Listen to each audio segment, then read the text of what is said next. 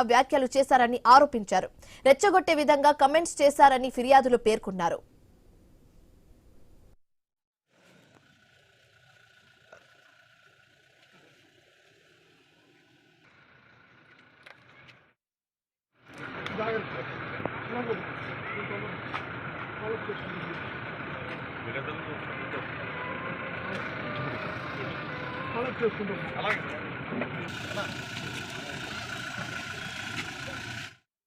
తిరుపతిలో మాజీ మంత్రి జోగి రమేష్ పై కేసు నమోదైంది.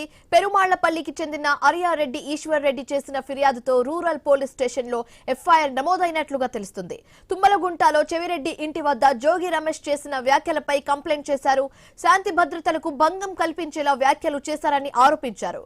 రెచ్చగొట్టే విధంగా కమెంట్స్ చేశారని ఫిర్యాదులో పేర్కొన్నారు.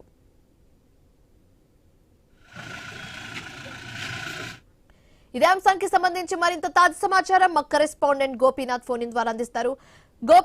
గోపీనాథ్, నిన్న జోగి రమేష్ ఇంటిపై దాడి జరగడం మనం చూసాము. కానీ ఈ రోజు జోగి రమేష్ పైన ఎఫ్ఐఆర్ నమోదైనట్లుగా తెలుస్తుంది. పూర్తి డీటెయిల్స్ ఏ విధంగా ఉంది? శివాని, మొత్తం మీద నిన్న జోగి రమేష్ ఇంటి పైన దాడి జరిగిన నేపథ్యంలో ఆ సందర్భంగా ఆయన ఇక్కడ తంబలపల్లిలో కల్తీ కేసుకు సంబంధించి ఆ కేసు విచారణలో భాగంగా ఇక్కడికి రావడం జరిగింది. అయితే తిరుగు ప్రయాణంలో తిరుపతిలో ఇక్కడ తుమ్మలగుంటలో చెవిరెడ్డి భాస్కర్ రెడ్డి వాళ్ళ ఇంటి వద్ద మీడియా సమావేశం నిర్వహించారు. అయితే ఆ సందర్భంగా ప్రభుత్వ అధినేత ముఖ్యమంత్రి చంద్రబాబు పైన, లోకేష్ పైన మరికొన్ని అనుచిత వ్యాఖ్యలు చేయడం జరిగింది.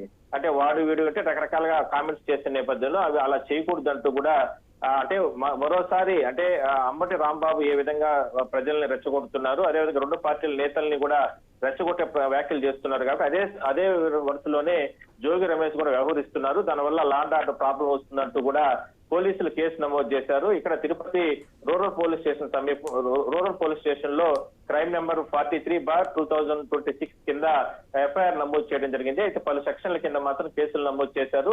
అయితే కొంతమంది తెలుగుదేశం పార్టీ నేతలు ఇచ్చిన ఫిర్యాదు ప్రకారం పోలీసులు కేసు నమోదు చేయడం జరిగింది. Shivani, right, thanks for the updates Gopinath.